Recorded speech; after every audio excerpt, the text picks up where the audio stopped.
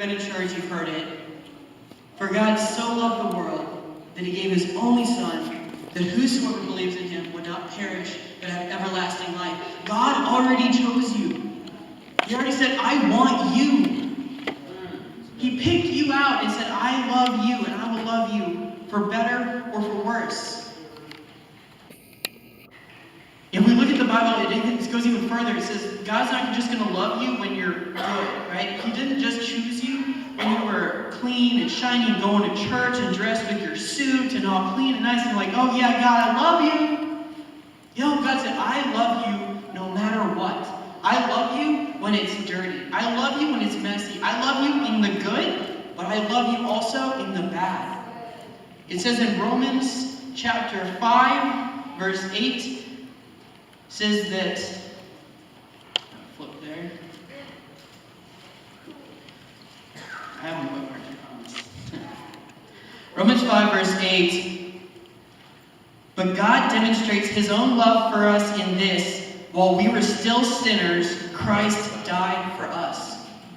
Guys, when you were still in the middle of the sin, in the middle of the muck, in the middle of the mud, God said, that is when I died for you. Before you ever cleaned yourself up, before you ever did anything, before you ever even tried to look good, before you ever tried to do anything, before you even cared about me, that is when I died for you. That is the love that God has for you. That is the deepness, the desire that God has for you. So when God says for better or for worse, he means it. Absolutely. At any point, at every point. So now, we must choose God. Right? That's the other side of this. Vows go both ways, right? When you go into a wedding, both the groom and the bride have vows. They both say it. So now, it's our turn to choose God. When we come to Christ, we get to choose him. In Philippians chapter 4, verse 12, it says, I know what it is to be in need, and I know what it is to have plenty. I've learned the secret to being content in any and every situation, whether well-fed or hungry, whether living in plenty or in want. And this question came up into my head.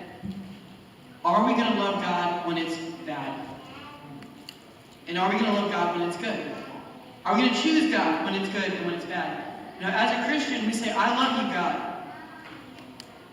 But we're going to say that, and sometimes it's easy to say it when it's good, right? When things are so good, it's easy to say it. God, I love you. God, you're blessing me. God, you've given me this house. God, you've given me this place to live. You've given me this car. You've got this great job that I enjoy. It's good when it's like that. But at the same time, sometimes it's easier to say it when it's bad too, right? I ask this question, is it easier to say we love God when it's good or when it's bad? When it's bad, we call out to God and say, God, I need you. And when it's good, we say, thank you, God. But on the flip side, when it's bad, sometimes people turn and blame God. Amen. Chris said it in the verses of Moses. They were crying out saying, why, God? Why did you do this to me? Yeah. We blame God. Yeah. But on the other side, sometimes we forget that the blessings are not us, it's God. Amen. The job you have, God gave that to you. The breath in your lungs, God gave that to you. Your love for your job, God gave you that love. That was all God. So we have to remember that when it's good and when it's bad, to love God. And we're going to go to John chapter 15, verses 13. Greater love has no one than this, that he laid down his life for his friends. No matter what, the greatest love, this is verses saying that the greatest love is when you will give up your life for your friends. Well, Christ already did that. He died on the cross for you. Now the question is, how are we going to do that for God? Are we willing to give everything that we have to God? Our comfort, our safety, our security, our peace, our joy, and give that to God. Because if we give what we think is our peace to God, He'll give us an even greater peace. If we give our stability to God, He'll give us even greater. If we give what we think that we need to God, He's going to give right back to us in tenfold. He gives us so much more than we can ever give back. But we have to be willing to give God that kind of love. The greatest love is the one who gives up his life. Now, there are people who are in the Christian church who are martyrs for Christ, right? They go to foreign countries, and by serving Christ, they end up losing their lives. And maybe that's a call that God has on someone's life. And maybe that might be one of us someday. But even if it's not, we still have the option and the peace and the joy to be able to give our lives for God. And the question is, what does that look like? What does that mean? We're going to go to Romans chapter 12, verses 1. Therefore, I urge you, brothers, in view of God's mercy, to offer your bodies as living sacrifices, holy and pleasing to God. This is your spiritual act of worship. Guys,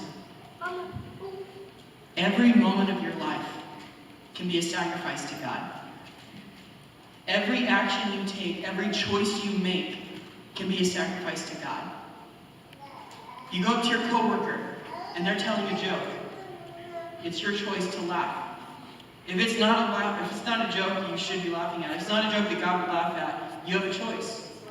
Do you laugh or do you not? It's even the little, tiny little choices. What outfit am I going to wear today? Am I going to look so good that a girl's going to want to hit on me? Is that choice going to go over my head when I wake up in the morning?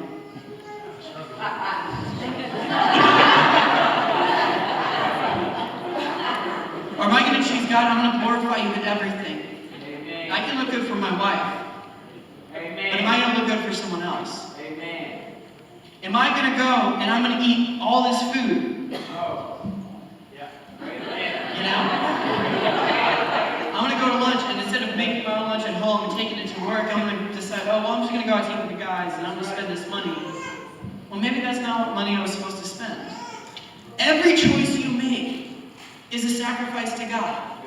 Everything you do, everything you say, everything you think is a sacrifice to God. Your life is a living sacrifice. It's saying to make it a living sacrifice.